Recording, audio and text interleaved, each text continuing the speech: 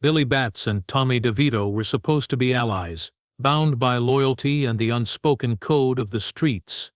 But one careless joke, one public insult, would ignite a chain of violence that no one could stop. The air outside Lewisburg Federal Penitentiary felt strange to Billy Batts. It had been 6 years since he'd last breathed it freely, and in that time the world outside had moved on without him. He stepped out in a tailored gray suit that no longer fit quite right, holding a single duffel bag. To anyone watching, he still looked like a man of importance, chin high, eyes sharp, but deep down, he knew things weren't the same. The mob had changed. The faces, the rules, even the streets. Everything he once knew had shifted while he was locked away. Before his sentence, Billy Batts had been a respected soldier in the Gambino family. He wasn't a boss, but he had power. The kind that came from reputation, loyalty, and fear. People used to cross the street when they saw him coming. He ran bars, gambling operations, and controlled a slice of Queens that had been his for over a decade. When he went to prison, he expected things to stay the same. His territory, his name, his place in the family, all preserved until he came back. But in the mob, loyalty was a word people used until money got involved. The first thing Billy noticed after his release was how quiet his phone stayed. In the old days, people would have lined up to greet him, to pay their respects to a man who'd kept his mouth shut through 6 years of federal time. But now, most of his old crew were either dead, retired, or working for new bosses. The neighborhood bars he used to frequent had new names, new owners, and new players sitting in the booths he once claimed as his own. The old faces were gone, replaced by young, hungry street punks with flashy suits and short tempers. Billy tried to tell himself he could adjust. He had done his time like a man. He had never ratted, never begged, never talked. In his mind, that meant something. He still believed in the old code, the one that said respect was earned through silence and honor. But what he didn't realize was that the new generation didn't care about codes or respect. They cared about money, fast cars and power, and they didn't like being reminded that once, there were men tougher and more feared than them. For the first few weeks, Billy kept a low profile. He spent his mornings drinking coffee at a small diner, watching the neighborhood change around him. The corner where he used to collect money from bookmakers now had a shiny new car dealership. The people walking by didn't recognize him, and that hurt his pride. He was used to being somebody. Now he was just another middle-aged man, trying to find his place in a world that had outgrown him. Eventually, word spread that Billy Batts was back. The whispers traveled fast through the bars and back rooms of Queens. Some people were glad to hear it, old-timers who remembered the days when the streets had order. But others, especially the young crew led by the unpredictable Tommy DeVito, weren't happy. To them, Billy represented the past, a reminder of an era they wanted to bury. They didn't see a legend, they saw a threat. Billy didn't know it yet, but his return had disturbed a fragile balance. His loyalty, once his strength, was about to become his weakness.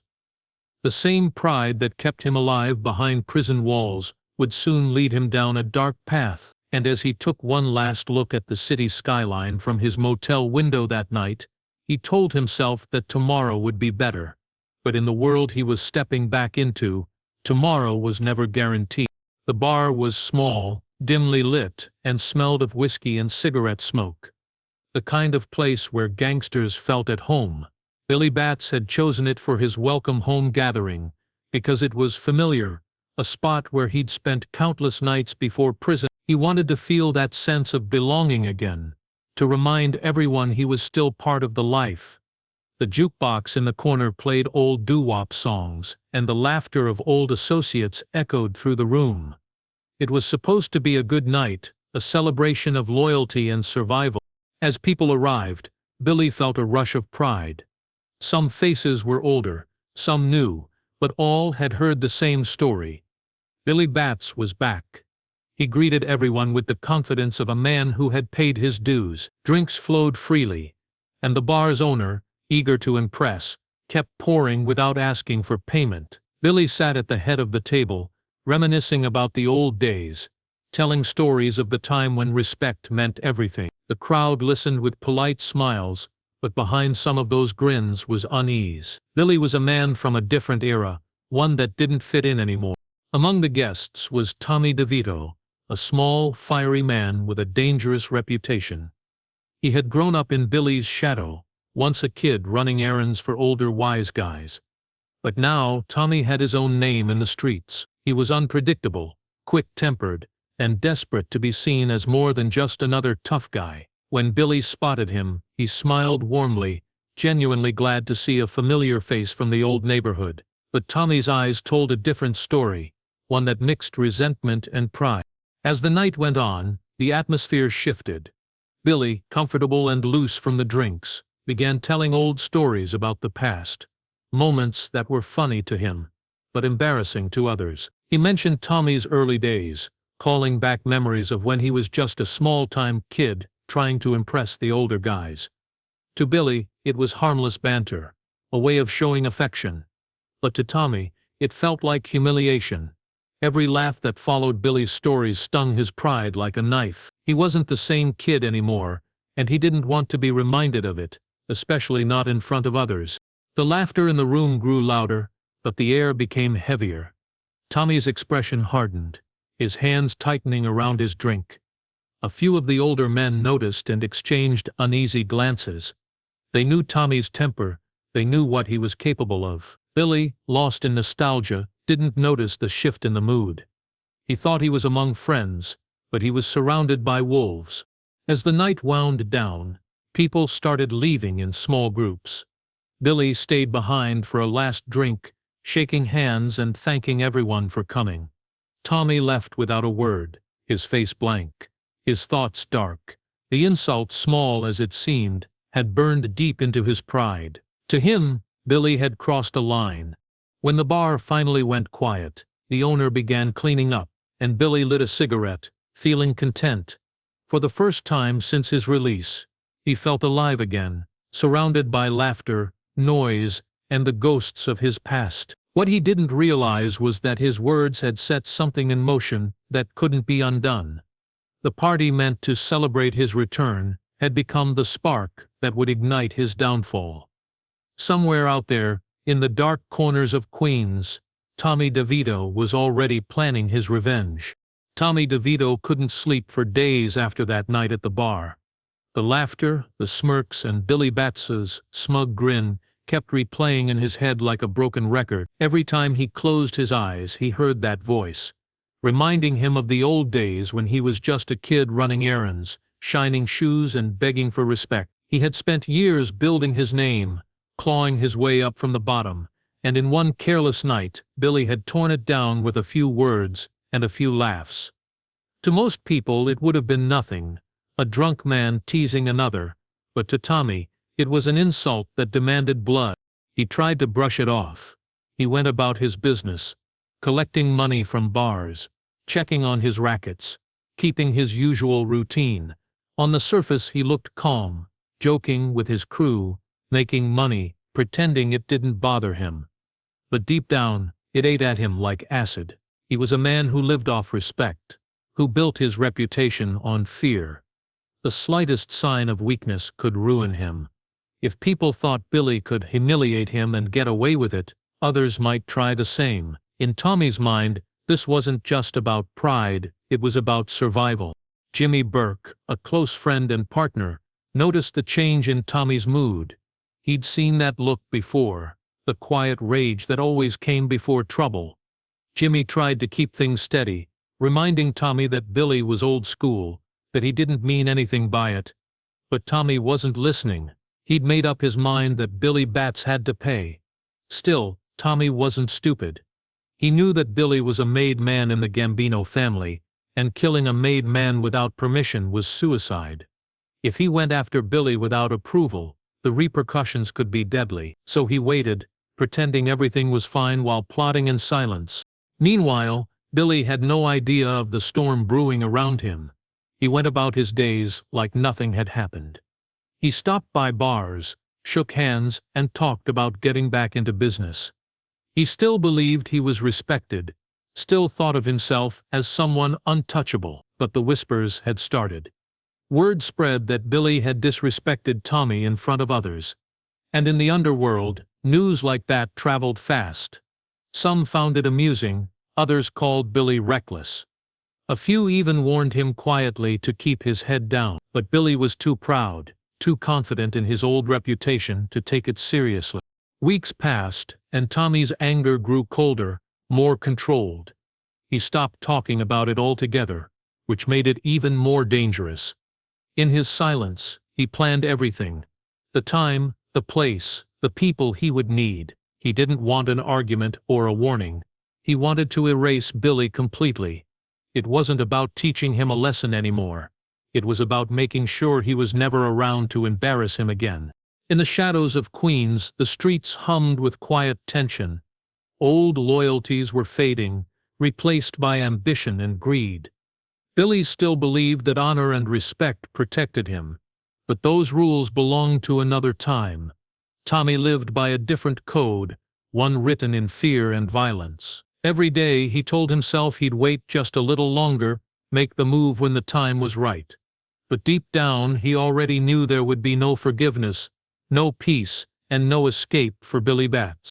The night that sealed Billy Batts's fate began like any other Friday in Queens. Humid air, neon lights flickering above the streets, and the low hum of distant traffic. Billy received a call earlier that day from Jimmy Burke, a man he had known for years, inviting him to a small get-together at the same neighborhood bar where his welcome home party had been held weeks earlier. To Billy, it sounded harmless. He trusted Jimmy, saw him as one of the few who still respected the old ways. The invitation felt like a sign that maybe things were finally returning to normal. He put on a fresh suit, combed his hair back, and looked at himself in the mirror with a faint smile. The old Goodfella was ready to enjoy his night. When Billy walked into the bar, the place was quieter than usual. A few familiar faces were there. Jimmy behind the counter, a couple of regulars playing cards, and Tommy DeVito sitting in the corner pretending to be relaxed. The jukebox played softly, filling the air with a slow tune from the 50s. Billy greeted them warmly, shaking hands, cracking jokes, and ordering a drink.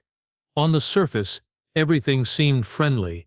The laughter came easily, and the drinks flowed like they always had. But beneath the smiles, something dark was waiting. Tommy and Jimmy had been planning this night carefully. Every detail had been thought through. The timing, the setting, the cleanup. They knew Billy trusted them, and that trust was their weapon. The bar owner had been told to keep quiet, the back door was locked, and only a few people knew what was about to happen. It wasn't rage driving them anymore. It was calculation. They wanted Billy gone, but they needed it to look like he simply vanished. No witnesses, no loose ends, no body left behind to tell the story.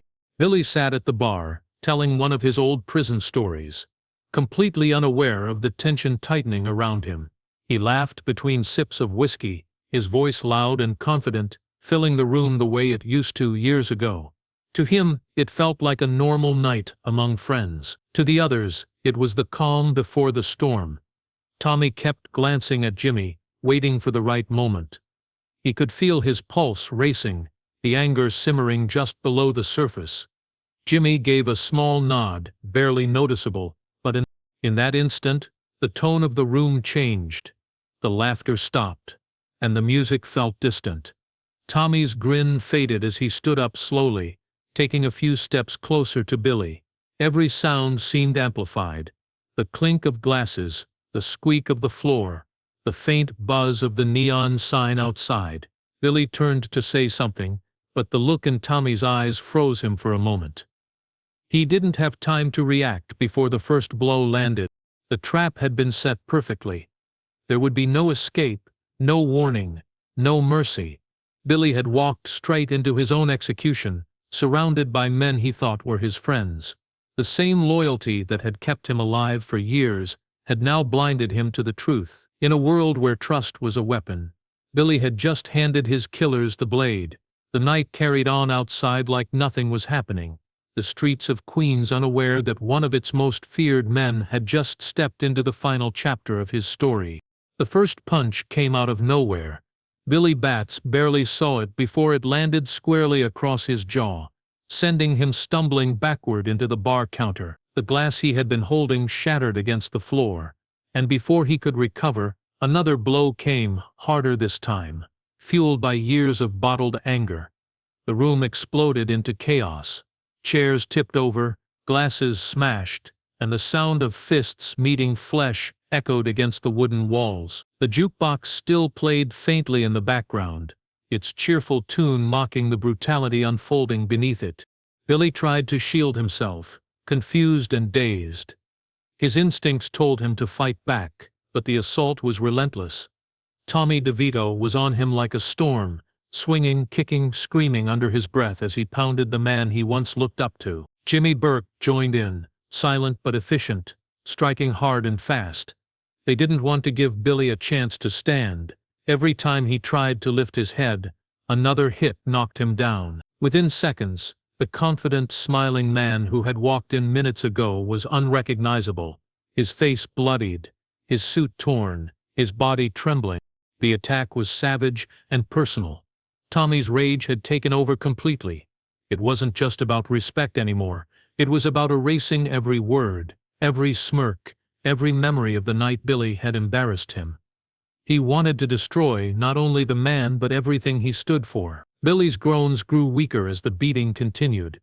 Blood splattered across the walls, staining the wooden floor beneath them. The bar's owner, terrified, had already locked himself in the back room, praying the noise wouldn't draw attention from outside. For a brief moment, there was silence. Tommy stood over Billy, breathing heavily, his knuckles raw and bleeding. Billy was barely conscious, his breath shallow, his body twitching in pain. Jimmy watched quietly, knowing there was no turning back now. They had crossed a line that couldn't be undone. Killing a made man without permission meant death. Eventually, the family would find out. But in that moment, none of it mattered. Tommy didn't care about rules or consequences. He only cared that Billy Batts would never speak his name again.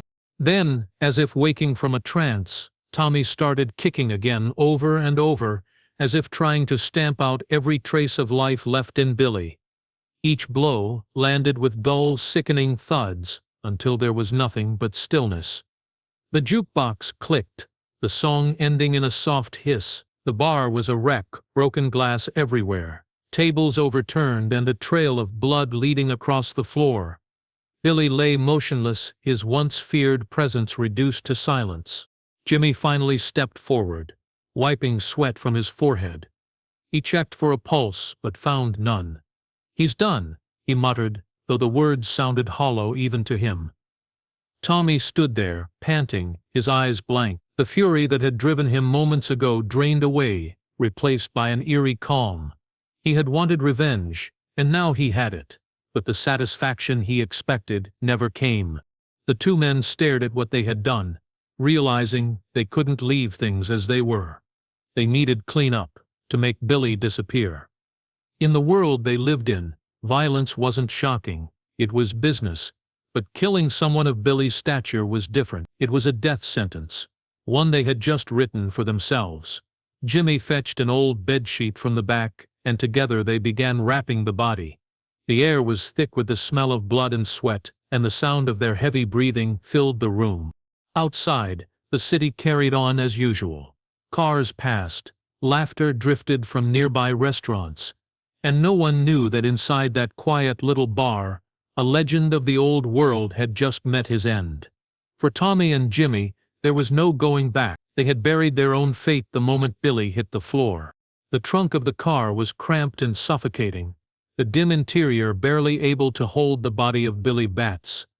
Tommy DeVito and Jimmy Burke worked in silence, their hands slick with blood as they wrapped the heavy man in the old bedsheet. The night outside was quiet, the streets of Queens almost deserted, giving the killers the cover they needed. Every movement felt tense, as if the darkness itself was holding its breath, waiting to see if they would falter. Billy had been their target for weeks, and now that he was finally subdued, a strange unease settled over them. They loaded the trunk with grim efficiency, making sure the bundle would not shift during the drive. Billy's body felt heavier than expected, almost as if it carried the weight of all the grudges, insults, and pride that had led to this moment. Tommy's mind raced with plans. They needed to dispose of him far from the city, somewhere remote where no one would ever stumble across him. Upstate New York was their destination, a place of quiet roads, abandoned warehouses, and hidden forests.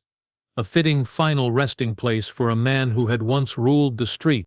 As they drove, the night air rushed in through the open windows, carrying with it the sounds of distant traffic, barking dogs, and the occasional hum of a passing train.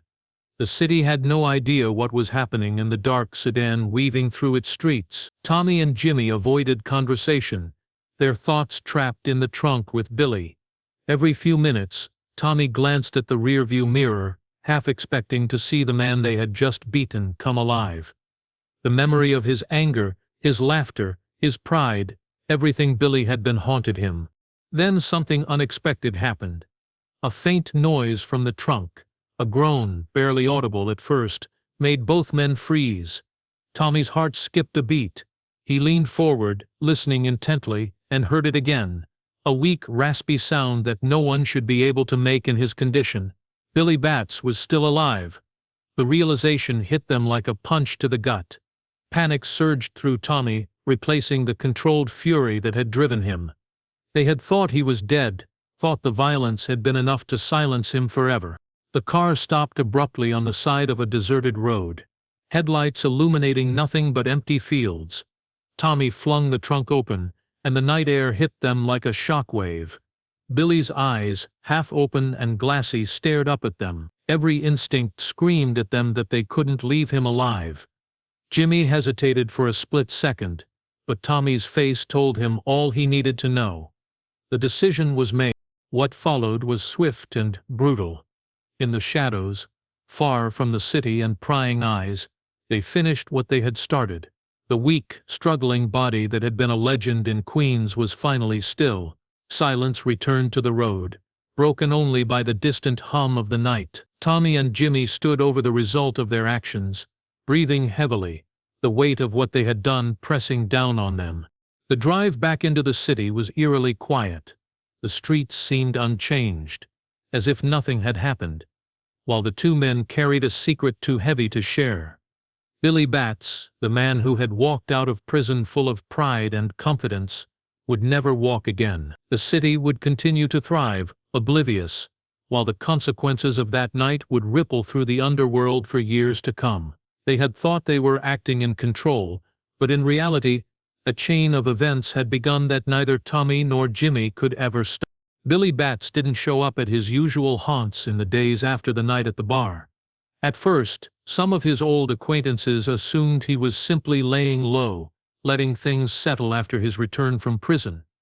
The streets of Queens, however, began to murmur with unease. People noticed that the bars he frequented were quiet when he usually ruled the room. Bookmakers and small-time hustlers whispered among themselves, wondering why a man of his reputation seemed to have vanished. The absence of Billy Batts created a vacuum that no one dared fill at first, but everyone felt the tension in the air. The Gambino family grew concerned. Orders were sent discreetly to find him, to check in with old friends and business associates. A made man going missing was never taken lightly, and Billy's disappearance sparked quiet but urgent inquiries. For weeks, nobody had answers. People who might have known something stayed silent, fearful of Tommy DeVito and Jimmy Burke, the young men who had taken control of the streets in Billy's absence. Their new reign was ruthless but calculated, and they ensured that no one leaked any information. Those who knew even a fragment of the truth either moved away from the spotlight or vanished themselves. Meanwhile, Tommy and Jimmy carried on as if nothing had happened. They went back to the same bars, laughed with the same people, and continued their business as usual. To the outside world, the streets seemed unchanged. Friends and rivals alike assumed Billy had merely decided to disappear, maybe to avoid getting caught up in trouble again. Yet in the shadows, word of the violent night at the bar had begun to spread slowly, whispered from one nervous associate to another. Rumors always travel faster in the underworld, even if the truth is masked by fear. The police, too, began noticing oddities. Calls came in about missing persons, reports of unusual activity near certain bars, and rental records for cars that had been used strangely. The evidence was fragmentary, scattered, and easy to dismiss, but together it painted a troubling picture.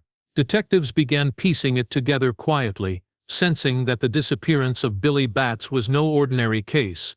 Yet the underworld was notoriously hard to penetrate. People knew better than to speak freely, and the usual leads dissolved into silence. As the weeks turned into months, the mystery of Billy's disappearance became a cautionary tale. People speculated endlessly. Some said he had gone into hiding to protect himself. Others whispered that he had been killed, though no one dared confirm it. Tommy and Jimmy lived under a cloud of quiet paranoia themselves, knowing that sooner or later their actions could come back to haunt them. Still, they played their parts perfectly. They laughed, drank, and conducted business as if the past night had never happened, keeping the world oblivious to the crime they had committed. In the criminal world, secrets have a way of lingering, and silence can only last so long. Even the smallest slip or careless comment can trigger a chain reaction. And for Billy Batts, the silence surrounding his disappearance became the most powerful weapon against those who had underestimated him. The tension built steadily, unseen but palpable, as the streets of Queens carried on around a void that could not be ignored. Even in death, or in whatever state he was now in, Billy's presence remained a ghost haunting the underworld. Eventually, one small piece of the puzzle would crack. Someone, under pressure or fear, would speak. The law enforcement web would begin to tighten, and the careful facade that Tommy and Jimmy had maintained would start to crumble. The streets that seemed calm on the surface were already bracing for the storm that was coming, and the story of Billy Batts, the made man who had disappeared, would not remain a secret forever. Years passed after the night Billy Batts disappeared, and the streets of Queens carried on as if nothing had changed. The neon lights still flickered above the bars, the hum of traffic filled the nights, and life moved with its usual rhythm. But beneath the surface, the legend of Billy Batts lingered like a shadow, whispered among those who remembered the old days. For some, he was a symbol of respect and loyalty. For others, a reminder of the consequences of pride and miscalculation. No one truly forgot the man who had walked out of prison only to vanish so suddenly. The law had tried to piece together the fragments of his disappearance for years. Investigators examined missing person reports, rental records, and sporadic tips from informants who were too scared to speak openly. But the case remained cold, frustratingly out of reach. Until during an unrelated investigation into the infamous Lufthansa heist, one of the men involved began to crack under pressure. Facing long sentences and a lifetime behind bars, he chose self-preservation over loyalty. It was he who finally revealed the truth about that night at the bar. The setup, the beating, the trunk, and the remote location where Billy had been left. The confession sent shockwaves through the Gambino family and the wider criminal underworld. People who had assumed Billy was simply laying low were confronted with the brutal reality. The violent image of him, beaten and suffocated, sparked a mix of anger, fear, and fascination. Billy Batts, the once feared Goodfella, had been erased from the streets by men who had once been considered nothing more than small-time punks.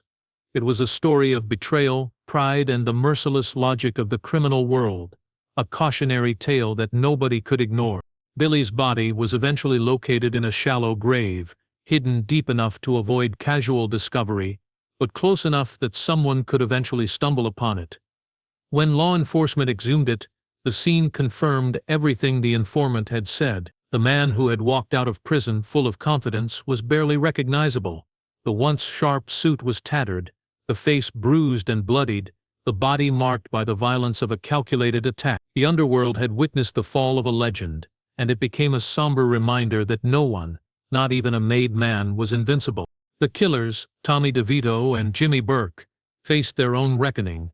Some met violent ends at the hands of rivals, while others ended up behind bars, their carefully constructed lives unraveling under investigation. The web of lies, silence, and fear that had protected them for years eventually collapsed. The world they had tried to navigate with cunning and brutality proved unforgiving, even to those who thought themselves untouchable. Billy Batts's death echoed far beyond the streets where he once ruled. It became a story retold quietly in bars, whispered in alleys, and studied by those who wanted to survive in the unforgiving world of organized crime. His life, his pride and his demise became a lesson in loyalty, ego and the dangerous consequences of underestimating those around you. In death, Billy Batts achieved a final form of influence, the power to warn others that in the world of crime, words can be more deadly than bullets, and silence is often the only way to survive. His story became a ghost, haunting the streets he once controlled. Billy Batts, the Goodfella, who should have stayed quiet, remained forever in the minds of those who knew him, and those who studied his rise and fall. His legacy was not just his life, but the lesson it carried. In the shadows of the criminal underworld, even a man of power can vanish, leaving behind a cautionary tale that no one would dare forget.